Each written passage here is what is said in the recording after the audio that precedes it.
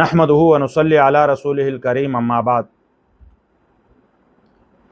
هر انسان چې قرباني کوي د هغه لپاره بهتره طریقه دا ده چې دی په خپله باندې دا قرباني حلاله کړي، ځکه نبی علیه صلات وسلام په خپل لاس باندې خپلې قربانیانې کړې وې. نو هر مسلمان چې دی قرباني کول غواړي، بهتره طریقه د هغه قرباني لپاره دا ده چې دغه مسلمان دی دغه خپله قرباني په خپل لاس باندې حلاله کړي.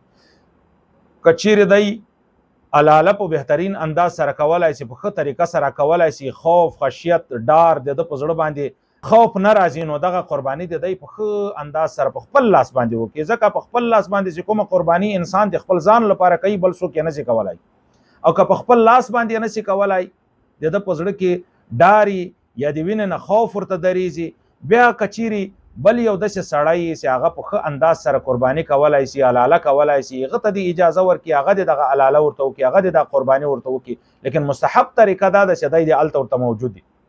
او د زنانه په باره کې کومه زنانه چې قرباني کول غواړي، نو د زنانه لپاره مستحب او بهتره طریقه دا ده چې په خپل لاس باندې حلال کړي. یو خو د موږ او د تاسې په پښتنو کې دا مشهوره ده چې زنانه په لاس باندې قرباني یا د زنانه په لاس باندې یو شی حلال شي، هغه حلال نه ده. دا غلطه خبره ده. د زنانه په لاس باندې چې کوم شی حلال سي هغه حلال ده، خو شرط دا ده چې دا زنانه به مسلمانې. د حلالۍ لپاره اسلام شرط ده چې یو سړی یوه زنانه مسلمانه کلمه لا اله الا الله یایي، دا حلاله وکړي، نو د دې حلاله هغه حلاله ده، هغه خوراک داسې حلال ده لکه څرنګه چې یو مسلمان سړي د لاس حلاله حلاله ده. ځکه نبی علیه صلات وسلام په باره کې راځي، نبی علیه صلات وسلام ته چا خبر راوړو، یا رسول الله په پلانکي علاقه کې یوه ښځه وله خپل کور کې یو سیرلی حلال کا، او هغه سیرلی هم په تیږه باندې حلال کړی. پخوا زمانه کې خو چړې ډېرې کمې ولې، نو چاړه غوندې یوه تیږه وله د دې په کور کې موجوده وله، هغه تیږه یې د سیرلي په دې غاړه کېښوله او حلاله یې کړله، داسې تیره وه. نو نبی علیه صلات وسلام ته چا خبر وکویه چې یوه ښځه د خپل سیرلی یې حلال کویه، آیا د هغې خوراک جایز ده که نه ده جایز؟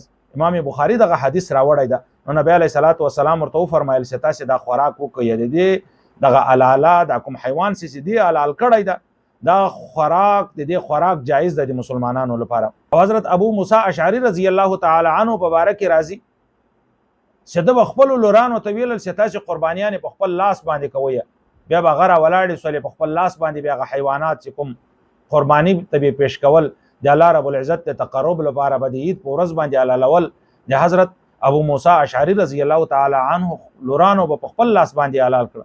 نو دا د دې دلیل ده چې یوه زنانه مسلمانه یو قرباني کول غواړي او دا حلاله په صحیح طریقه سره کولای شي، نو بهتره دا ده چې دا د حلاله په خپل لاس باندې وکړي. خو شرط دا ده چې بې پردګي نه راځي، هلته غیر محرمه خلک نه وي ولاړ، او د پردي انتظام موجود وي.